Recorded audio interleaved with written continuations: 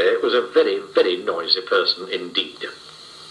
For example, if Mr. Noisy was reading this story to you, he'd be shouting at the top of his voice. And the top of Mr. Noisy's voice is a very loud place indeed. You can hear it 100 miles away. For example, when most people sneeze, you can hear them in the next room. But when Mr. Noisy sneezes, you can hear him in the next country. Now, this story starts when Mr. Noisy was asleep in bed, in his bedroom, in his house, which is on top of a hill. He was snoring. And as you can well imagine, when Mr. Noisy snores, that is a snore worth hearing. It sounds more like a herd of elephants than a snore. Then Mr. Noisy's alarm clock went off. Mr. Noisy's alarm clock sounds like no other alarm clock in the world. It sounds more like a fire engine. Mr. Noisy woke up. And so too did all the people who lived in Wobbletown, which is at the bottom of Mr. Noisy's hill. Later that day, Mr. Noisy decided that he had to go shopping. He went out of his house, shutting the door behind him. The door wobbled. The house wobbled. The whole hill wobbled. Wobbletown wobbled. Even a bird flying high wobbled. Then Mr. Noisy walked down the hill. He walked into the baker's shop. "I'd like a loaf of bread," boomed Mr. Noisy to Mrs. Crumb, the baker's wife. Mrs. Crumb trembled and sold him a loaf. Then Mr. Noisy walked along the street to the butcher. He walked into the butcher's shop. "I'd like a piece of meat," boomed Mr. Noisy to Mr. Bacon, the butcher. Mr. Bacon trembled and sold him some meat. Afterwards, Mrs. Crumb met Mr. Bacon in the street. "We really must do something about Mr. Noisy being so noisy," she said. "Definitely," cried Mr. Bacon. "But what?" "I know," said Mrs. Crumb. And she whispered into Mr. Bacon's ear. Mr. Bacon smiled a small smile, which grew into a broad grin. "Mrs. Crumb," he said, "I think you've got the answer." The following day, Mr. Noisy again went shopping down to Wobbletown. He went into Mrs. Crumb's shop. "I'd like a loaf of bread." "I'm sorry, what did he say?"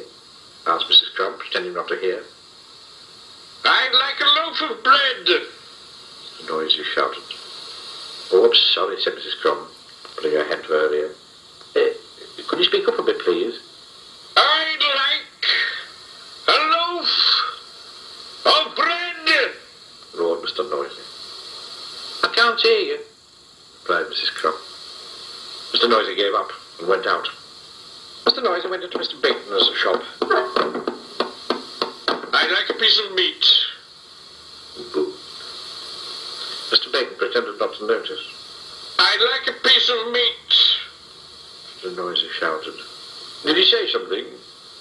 asked Mr. Bacon.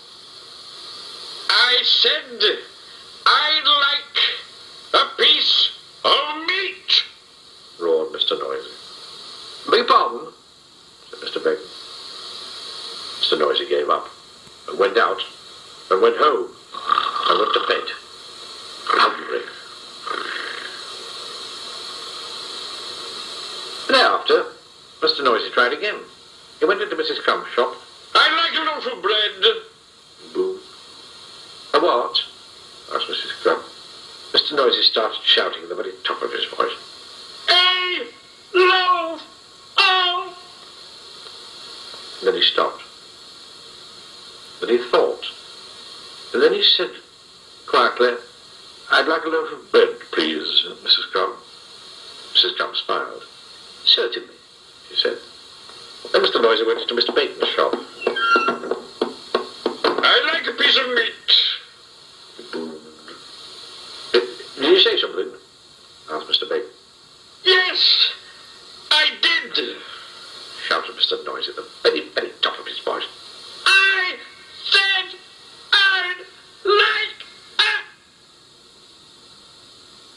he stopped. And then he thought. And then he said, quietly, "I'd like a piece of meat, please, Mr. Bacon." Mr. Bacon smiled. "My pleasure," he said.